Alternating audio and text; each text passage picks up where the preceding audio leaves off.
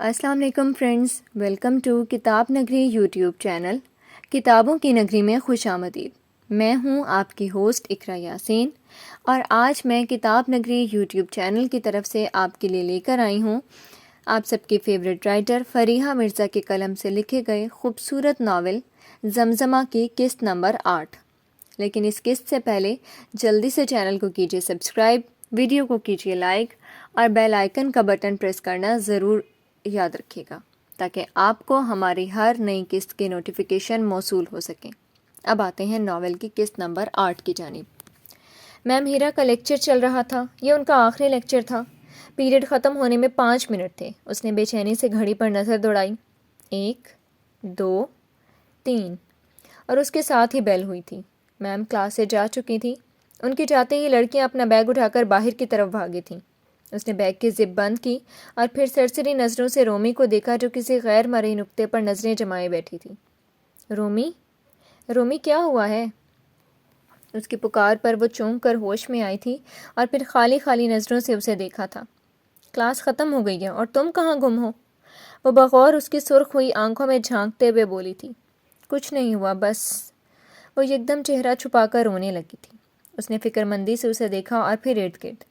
شکر تھا کہ چھٹی ہونے کی وجہ سے کلاس میں کوئی اسٹوڈنٹ نہیں تھا۔ ہوا کیا ہے؟ بھابھی نے کچھ کہا؟ اس نے اندازہ لگا لیا تھا کہ کیا مسئلہ ہوگا۔ رومی کی بھابھی کو اچھے سے جانتی تھی۔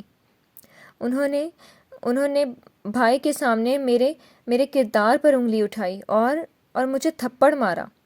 اتنا بتا کر وہ ایک بار پھر ہچکیوں سے رونے لگی تھی۔ رومی، بس، مت ضائع کرو اپنے آنسو، چپ کرو، اس نے اس کو اپنے ساتھ لگاتے ہوئے پیار سے کہا۔ وہ چپ کرنے کی بجائے چہرہ دونوں ہاتھوں میں چھپا کر مزید رونے لگی تھی۔ وہ پریشانی سے اس کی پیٹھ سے لانے لگی تھی۔ پتہ ہے میں کیوں رو رہی ہوں؟ کچھ دیر بعد وہ اپنی سرخ آنکھیں بے دردی سے رگڑتی ہوئی اس سے مخاطب ہوئی تھی۔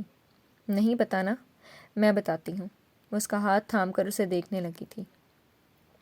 ماں باپ جب اس بے رحم دنیا کی ٹھوکروں پر تنہا چھوڑ کر چلے جاتے ہیں نا، پھر بچوں کو رونا ہی پڑتا ہے۔ اور پتہ ہے، تب آنسو صاف کرنے کے لیے کوئی نہیں آتا۔ زیم، اب میرے آنسو صاف کرنے کے لیے امی نہیں ہیں، مجھے منانے کے لیے ابا نہیں رہے۔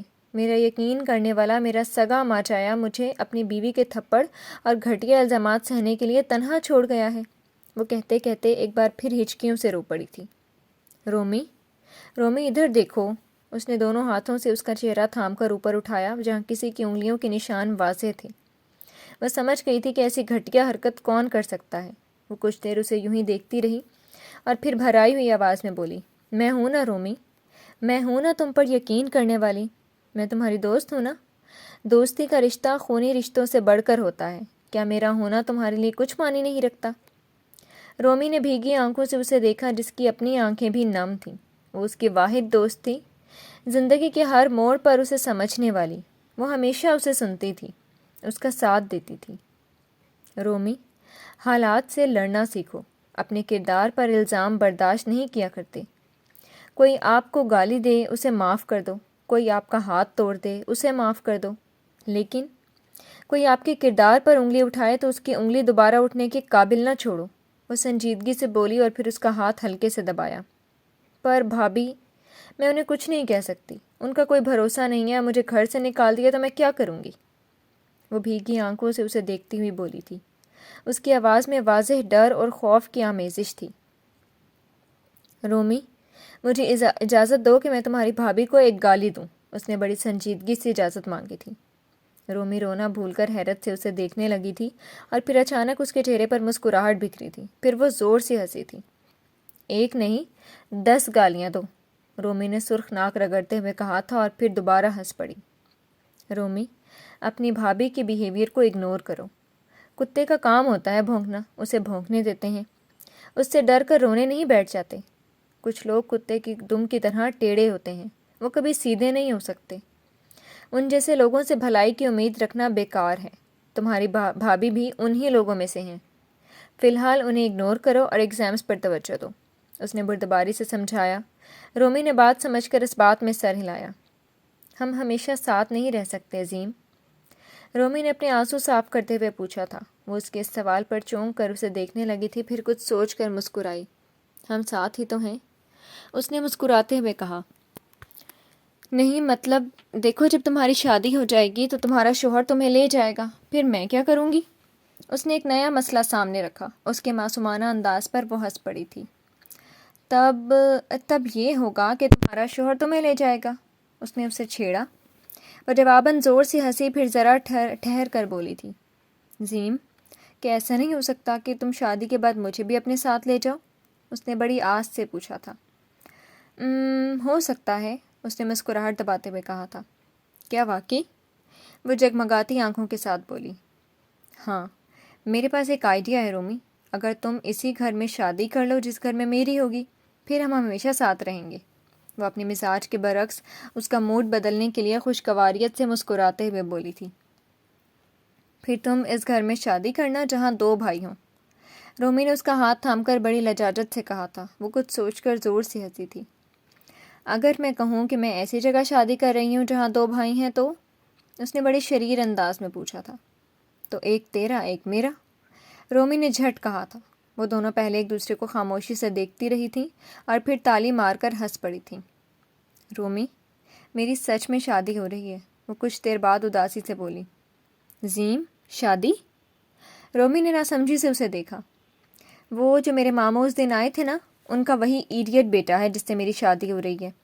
اماں ابا نے اسی دن رشتہ پکا کر دیا اور ڈیٹ بھی فکس کر دی، اس نے پھیکی مسکراہٹ کے ساتھ بتایا۔ تم خوش ہو؟ رومی نے بغور اس کے چہرے پر چھائی اداسی دیکھی۔ وہ اس کے چہرے پر لکھی اداسی ہمیشہ پڑھ لیتی تھی۔ میری خوشی سے کیا ہوتا ہے؟ مجھ سے تو کسی نے پوچھا تک نہیں، اس نے سر جھٹکتے ہوئے کہا۔ پھر تم مجھ سے شادی کرو گی؟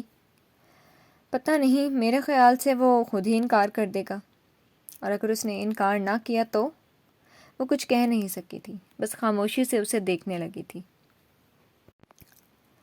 وہ اپنے آفس میں ریوالونگ چیئر سے ٹیک لگائے بیٹھا تھا، پینسل منہ میں دبائے کسی گہری سوچ میں گم تھا۔ اس کے چہرے پر گہری سوچوں کا جال بچھا ہوا تھا۔ یکایک اس نے پینسل میز پر رکھی اور دونوں ہاتھوں سے اپنی پیشانی کو مسلا۔ وہ آنکھیں بند کیے اپنی سوچوں میں محو تھا جب حمیر قاضیان اس کے روم میں داخل ہوئے۔ کھٹکے کی آواز پر اس نے چونک کر آنکھیں کھولی تھیں اور انہیں اپنے سامنے پا کر وہ چیئر سے اٹھنے لگا تھا، مگر انہوں نے ہاتھ کے اشارے سے اسے روکا اور خود اس کے سامنے پڑی چیئر پر بیٹھ گئے۔ پاپا، آپ کو کوئی کام تھا تو مجھے بلوا لیتے۔ نہیں، تمہیں دیکھنے آیا تھا، سوچا لنچ کے لیے ساتھ چلتے ہیں۔ وہ بغور اس کے چہرے کو دیکھتے ہوئے بولے۔ آپ نے لنچ نہیں کیا ابھی تک؟ 1 بجنے والا ہے۔ وہ تفکر سے بولا تو حمیر قاضیان مسکرائے۔ آج تمہارے لاڈلے کی سالگرہ ہے، اسے کال کر چکا ہوں، میں نے سوچا آج ہم تینوں اکٹھے لنچ کریں گے کسی اچھے سے ریسٹورانٹ میں۔ انہوں نے پروگرام بتایا تو میر بھی مسکرایا۔ اوہ اچھا، چلیں پھر چلتے ہیں۔ وہ کھڑا ہوا تھا اور میز سے گاڑی کی چابیاں اٹھا کر پاکٹ میں ڈالیں اور کوٹ اٹھایا ہی تھا کہ جب حمیر قاضیان کی کھوجتی نظروں نے اسے ٹھٹکنے پر مجبور کر دیا۔ کیا ہوا پاپا؟ اس نے پوچھا۔ کوئی مسئلہ ہے؟ تم ٹھیک ہو؟ انہوں نے جوابی سوال کیا۔ وہ اس کے چہرے پر لکھی پریشانی پڑھ چکے تھے۔ میں ان کی بیٹی ہوں، رومیسا۔ وہ آواز ذہن کے پردے پر لہرائی تھی۔ کیا ہوا میر؟ کچھ پریشان لگ رہے ہو؟ حمیر قاضیان اسے کسی سوچ میں گم دیکھ کر دوبارہ بولے۔ نہیں کچھ نہیں، بس آپ نے کہا تھا کہ حسن صاحب کے گھر فون کروں تو اس نے قصہ مختصر کر کے ان کو سنایا تھا۔ صبح فون پر ہونے والی بات چیت اور اس کے بعد دوسری جانب ہونے والی گفتگو نے جیسے اس کے اعصاب کو معاف کر دیا تھا۔ وہ صبح سے حیران تھا کہ کوئی ایک فون کال کرنے پر اتنا بڑا الزام بھی لگا سکتا ہے۔ کاش کوئی میرا یقین کرے، کاش کوئی تو ہو جسے مجھ سے محبت ہو۔ کیا میں اتنی بری ہوں کہ اس دنیا میں مجھ سے کوئی محبت کرنے والا نہیں؟ یہ دنیا ماں باپ کے بغیر اتنی بے رحم کیوں ہو جاتی ہے؟ کتنا درد تھا اس کی آواز میں۔ یہ جملے اس کے کانوں میں بازگشت بن کر گونج رہے تھے۔ اس لڑکے کا نام کیا ہے؟ عاشر؟ انہوں نے ساری بات سننے کے بعد پوچھا تھا۔ اس نے اس بات میں سر ہلایا۔ اس نے کمپنی سے لون لیا تھا اور اپنا بزنس سیٹ کر رہا ہے۔ پچھلے 8 مہینے سے اس نے کمپنی کا پیسہ واپس نہیں کیا۔ کچھ کرپٹ لوگوں کے ساتھ پارٹنرشپ کر کے وہ ہمیں نقصان پہنچانے کی کوشش کر رہا ہے۔ حسن میرا بہت اچھا دوست تھا، مجھے خبر ہی نہیں ہوئی وہ کب اس دنیا سے چلا گیا۔ وہ افسوس سے بولے۔ پاپا، وہ لڑکی اس کی بہن تھی اور میں بس شاکڈ ہوں کہ اس کی بھابھی اتنی سطحی سوچ رکھتی ہیں۔ مطلب سیریسلی؟ اس نے گہری سانس بھر کر سر جھٹکا۔ اللہ اس بچی پر رحم کرے. اگر ہم اب ایکشن لیں گے تو اس کا اثر اس لڑکی پر بھی پڑے گا. بھائی کے سوا اس کا کوئی نہیں. میں اسے چھوڑ دیتا، لیکن ارسلان گروپ آف انڈسٹریز سے ملنے والے پروجیکٹ میں اس نے جتنی بے ایمانی کر کے ہمیں نقصان پہنچایا ہے، اس کے بعد اسے سیدھا کرنا ضروری ہے. حمیر قاضیان نے سنجیدگی سے کہا. اب کیا کرنا ہے؟ اس نے سر ہلاتے ہوئے پوچھا. بعد میں دیکھتے ہیں، ابھی چلو. انہوں نے بات سمیٹی تو وہ سر ہلا کر ان کے ساتھ باہر نکل آیا. پارکنگ میں اسے وہ سامنے ہی کھڑا نظر آ گیا تھا. ڈارک گرین سویٹر کے ساتھ اس نے بلیک جینز پہن رکھی تھی. سویٹر کی آستینیں اس نے اوپر چڑھا رکھی تھیں. گلے میں کھوپڑی نما لاکٹ اور دائیں ہاتھ میں رنگ برنگے بینڈز پہن رکھے تھے. بالوں کی اس نے پیچھے چھوٹی سی پونی بنا رکھی تھی. وہ بڑی بے نیازی سے اپنی ریڈ سپورٹس کار سے ٹیک لگائے کھڑا تھا. اپنے خیال میں وہ اس وقت بالی ووڈ کا کوئی ہینڈسم ہیرو لگ رہا تھا.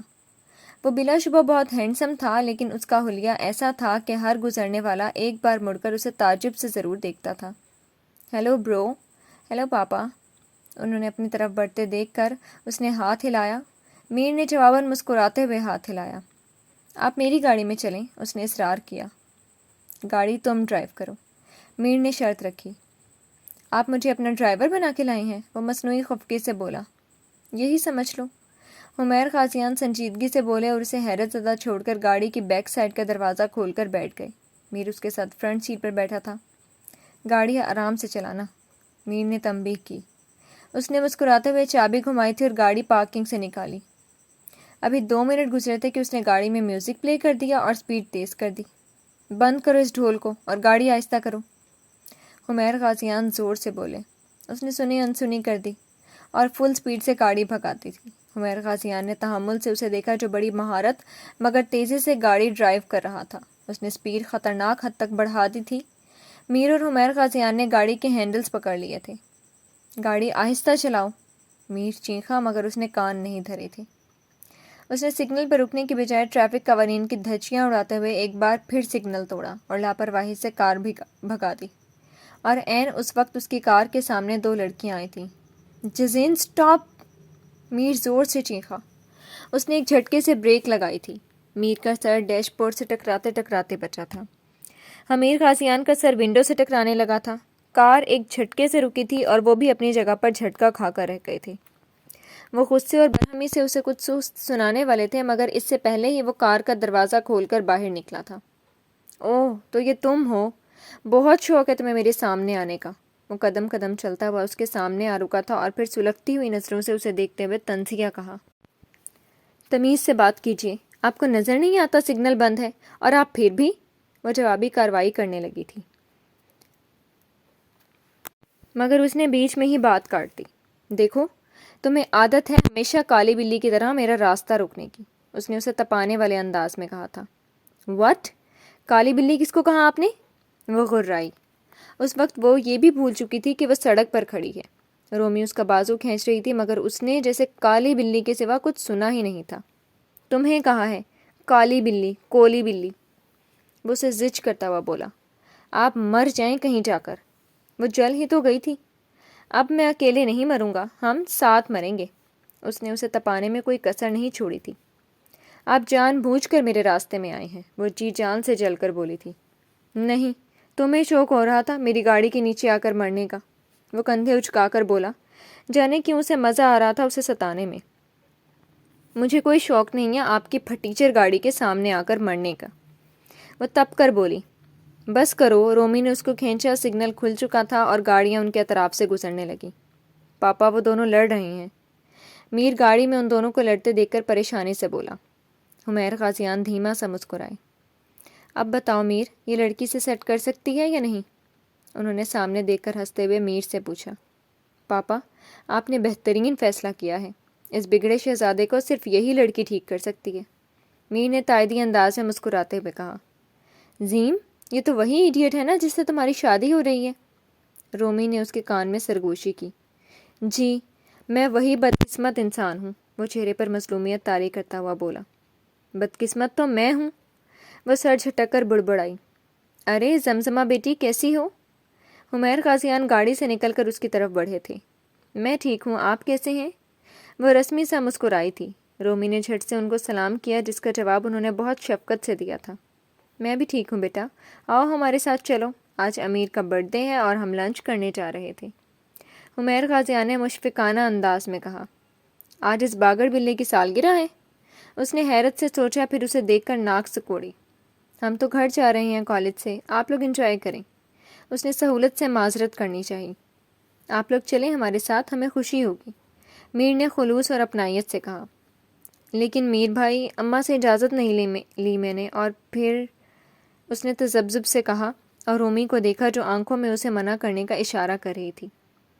آئمہ کو میں فون کر کے بتا دیتا ہوں تم اپنے ماموں کے ساتھ جا رہی ہو بیٹا، انہوں نے نرمی سے کہا۔ آپ بھی ہمارے ساتھ چلیں، میر نے رومی کو مخاطب کیا۔ وہ بری طرح سٹپٹائی اور پھر مدد طلب نظروں سے زمزمہ کو دیکھا، جو خود بھی بے چارگی سے اسے دیکھ رہی تھی۔ نہ چاہتے ہوئے بھی اسے ان کے ساتھ جانا پڑا تھا۔ اگر وہ جانتی ہوتی کہ آج ان کے ساتھ جانے کے بعد اس کے پاس واپسی کا کوئی راستہ نہیں بچے گا تو شاید وہ کبھی نہ جاتی، مگر وہ نہیں جانتی تھی۔ عاشر کہاں ہیں آپ؟ مہوش نے فون پر شوہر سے پوچھا، انداز میں واضح تفتیش تھی۔ کام کر رہا ہوں، عاشر کی جھلائی ہوئی آواز سنائی دی تھی۔ ارے آپ یہاں کام کر رہے ہیں اور آپ کی بہن؟ کچھ خبر ہے اس کی؟ کیا گل کھلاتی پھر رہی ہے؟ وہ اپنے ازلی جاہلان۔ مہوش کیا ہو گیا ہے؟ عاشر نے ناگواری سے روکا۔ ظفر نے اسے اور اس کی دوست کو کسی گاڑی میں 2 لڑکوں کے ساتھ جاتے ہوئے دیکھا ہے۔ ارے اسی دن کے ڈر سے میں کہتی تھی کہ اس لڑکی کو کالج نہ بھیجو، دیکھ لیا نتیجہ، آج لڑکوں کے ساتھ سڑکوں پر گھوم رہی ہے، کل کو کسی کے ساتھ منہ کالا کر کے۔ ہیلو دوسری جانب سے شاید عاشر نے مزید لان تان سے بچنے کے لیے کال بند کر دی تھی۔ اب لگے گا تمہیں پتہ رمیسا بی بی؟ مہوش نے مکاری سے مسکراتے ہوئے فون کو دیکھا اور پھر کمرے میں چلی گئی۔ وہ سب اس ریسٹورانٹ کی کونے والی گول میز کے گرد بیٹھے ہوئے تھے، آرڈر سرو نہیں ہوا تھا۔ وہ چپ چاپ بیٹھی تھی، کبھی وہ اس طرح سے ریسٹورانٹ نہیں آئی تھی۔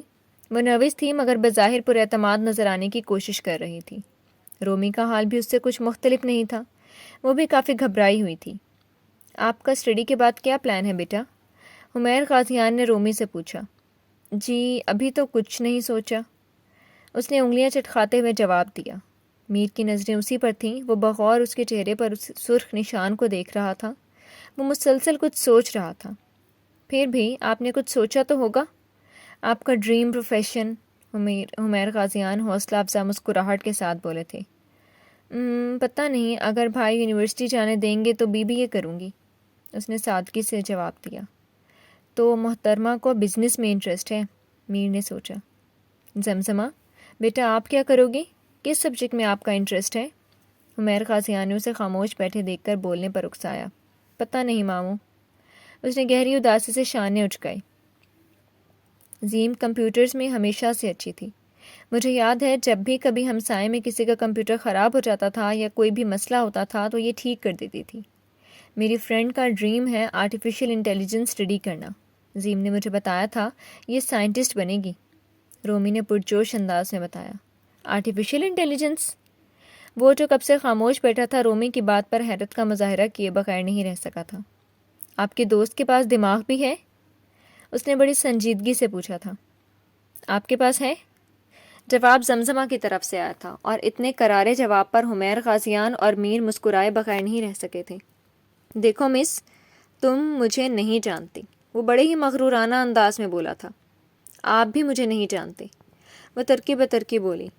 بس اب لڑنا نہیں ہے، میر نے ان دونوں کو ٹوکا۔ ان دونوں کی چونچیں سو وقتی طور پر تو بند ہو گئی تھیں مگر نظروں میں واضح طور پر ایک دوسرے پر آگ برسا رہے تھے۔ کھانے کا وقت ان سب کی ہلکی پھلکی تکرار جاری رہی تھی، اور اسی دوران حمیر غازیان نے اسے اشارہ کیا تھا۔ وہ کھانے کے ساتھ اٹھ کر ٹیبل سے ذرا پرے چلی آئی تھی۔ جی ماؤں، اس نے سوالیہ نظروں سے انہیں دیکھا۔ میں ایک بات پوچھنا چاہتا ہوں بیٹا، اس رشتے سے خوش ہو؟ پتہ نہیں ماموں، اس نے سر جھکا کر بھولے سے جواب دیا۔ میرے بچے، تم پر کوئی زور زبردستی نہیں ہے، میں جانتا ہوں یہ سب بہت جلدی ہے، لیکن وہ کہتے کہتے رکے اور پھر اسے دیکھا۔ میرا بیٹا دل کا بہت اچھا ہے، اس جیسا کوئی نہیں ہے۔ شاہ کہتا ہے کہ اس کے بھائی کا دل ایک سفید موتی کی طرح ہے جس پر وقت کی دھول جم گئی ہے۔ اس دھول میں اس کی اصل شخصیت چھپ گئی ہے۔ اس دھول کو صاف کرنے کے لیے ایک ہاتھ چاہیے، اور وہ ہاتھ ہے محبت کا، انہوں نے بے حد نرم لہجے میں کہا تھا۔ میرا مان رکھو گی نا؟ حمیر غازیان نے بڑی آس سے پوچھا تھا۔ اس نے فقط نم آنکھوں سے ان کو دیکھا اور پھر اس بات میں سر ہلا دیا۔ زام زامہ زیم زیمہ زمزامہ زیم زامہ، آپ کے ساتھ مسئلہ کیا ہے؟ رومی نے بڑے جھلائے ہوئے انداز میں اس سے پوچھا تھا۔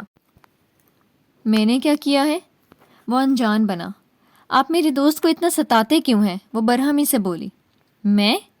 وہ حیرت سے اپنی جانب انگلی سے اشارہ کر کے بولا، پھر ایک دم قہقہہ لگا کر ہنس پڑا۔ حمیر غازیان اور زمزمہ ان سے کچھ فاصلے پر چلے گئے تھے۔ وہ کب سے اس کو برداشت کر رہی تھی، جو مختلف انداز سے زمزمہ کا نام بگاڑ رہا تھا۔ جزین، باز آ جاؤ۔ میر نے مسکراہٹ دبا کر اسے تنبیہ کی، مگر وہ تھا ہی اصلی ڈھیٹوں کا سردار۔ اصل میں آپ کی دوست جب طوطے کی طرح ٹیں ٹیں کرتی ہے نا، تو میرا دل کرتا ہے کہ اس کی چونچ میں کوئی پتھر ماروں۔ اس نے ہاتھ سے پتھر پھینکنے کا اشارہ کیا تھا۔ آپ اپنے بھائی سے کہتی کیوں نہیں کہ چپ کریں؟ رومی تپ کر شامیر کو بیچ میں گھسیٹ لائی۔ جزین، کیوں تنگ کر رہے ہو اسے؟ باز آ جاؤ۔ میر نے سرزنش کی۔ ہے یو، میرے بھائی سے دور رہو لڑکی، میرا ایک ہی بھائی ہے۔ اس نے میر کے چہرے پر اس کا کوٹ پھینکا تھا۔ کیا کر رہے ہو یار؟ میر کوٹ اپنے چہرے سے ہٹا کر بولا۔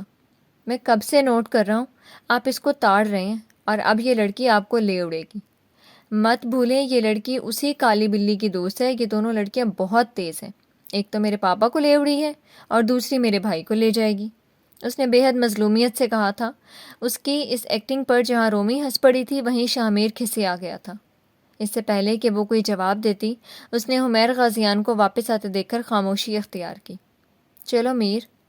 حمیر غازیان اور زمزمہ ان کے پاس آ کر رکے تو انہوں نے چلنے کا اشارہ کیا تھا۔ 3 بجے کے قریب وہ ان دونوں کو ان کے گھر ڈراپ کر کے واپس لوٹے تھے۔ جی تو فرینڈز، کیسی لگی آپ کو آج کی قسط؟ امید ہے آپ کو بہت پسند آئی ہوگی۔ اپنی رائے کا اظہار کمنٹ سیکشن میں کرنا مت بھولیے گا۔ پھر حاضر ہوں گے ناول کی نئی قسط کے ساتھ۔ تب تک کے لیے